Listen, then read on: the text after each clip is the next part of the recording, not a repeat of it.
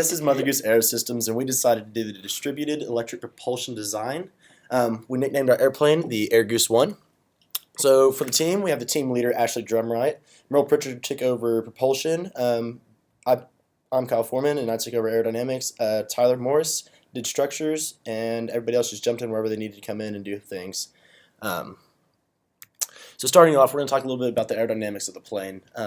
We decided to go with a high wing design. The reason we went with the high wing design is because visibility for the pilots is a lot better. They can see clearly to their right, their left, forward, and their visibility as far as looking down is a little better. Granted, when they look up and to their left, they might have a little bit of blockage, but the only time that's ever a concern is on takeoff and landing, and so as long as they have good air traffic control, it should be okay. Other good things about high wing aircraft designs are that the stability is a lot higher in them. So think of thinking of grabbing a string and hanging a tennis ball from it. That tennis ball must swing back and forth, but it's always going to return to a very stable position at the bottom. So by putting a high wing aircraft, or by putting a high wing on an aircraft, you move your center of lift above your center of gravity, and it acts just like a string holding a tennis ball. Another reason that we wanted to go with high wing is for the ground clearance. We have about 6-foot props on here, so we want to make sure and have plenty of clearance with the ground. And on takeoff, if there's any obstacles on the ground that are unforeseen, such as birds, we want to make sure and not have any issues with our wing. Ease of access for loading and unloading comes because luggage carts can pull directly up to the back door and park under the wing if they have to. It's a short distance. It's easy for the ground crew to take care of it. Maintenance on a high wing aircraft is pretty easy. You can there's be a lot of access panels along the bottom they can get to and work with any hardware inside, and if they need to get on top, it's just you have to grab a ladder and climb up. For the wing plan form, what we decided to do is we decided to do a straight wing with the leading edge being straight, but then we wanted to taper the back edges. The reason we wanted to taper the back edges is to keep the lift. Yeah, we wanted to keep the lift distribution elliptical. Yeah, and also it dresses up just a little bit. I mean, it looks a little bit better than just your normal Hershey bar wing. We do realize that the aspect ratio is low for a high efficiency aircraft.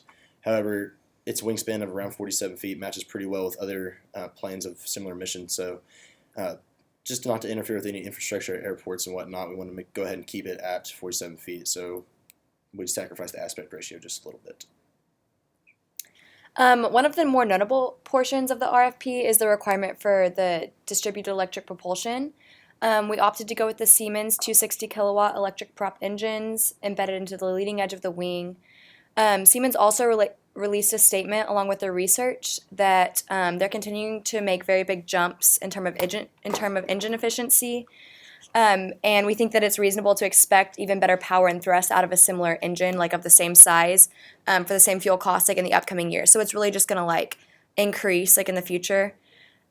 We also discussed using batteries and fuel cells for our main power plant, but we really quickly realized that the way to power supply was not ideal and that we needed a lighter way to power our plane. We ended up using a turboshaft engine to spin the turboelectric generator. The electricity generated is dispersed throughout our plane, powering all systems, avionics, and the prop motors. We selected the General Electric CT78 turboshaft engine because it had the highest power to rate ratio in our power requirement class. We decided to use aluminum for the body because it's easily machined, it's cheap, it's widely available, and it's well tested and highly used in the industry. For the systems, there's a state-of-the-art glass cockpit. It has all of the latest technology. It's very easy for pilots to use. It can auto-land, which is not a feature that all aircraft have that pilots actually really enjoy. And it has the fly-by-wire system, which makes it a lot easier to fly. It's not as manually straining, very high-tech. So moving on into market analysis a little bit, we decided to go with a 20-passenger plane because for this type of mission, there's no other aircraft that is that size exactly. And so this aircraft is going to be able to cover more than 90% of the range of a community, even though this plane may not be the optimum design. we did meet every requirement within the RFP without having to sacrifice anything. Yes. And then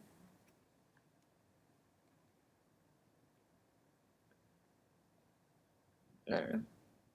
Whatever. End with the RFP. End with the RFP. Take like 2 seconds to thank Dr. Jacob for teaching us all this and give us a good grade. Okay. Looking back on this project, we realized there are a few things that we could do to actually optimize the plane. For instance, we could actually go ahead and extend the wings. Our tail's a little boxy, so we could dress that up a little bit more, make it a little bit more. I'm not gonna say that. I was gonna say sexy. I mean, he said it. Okay.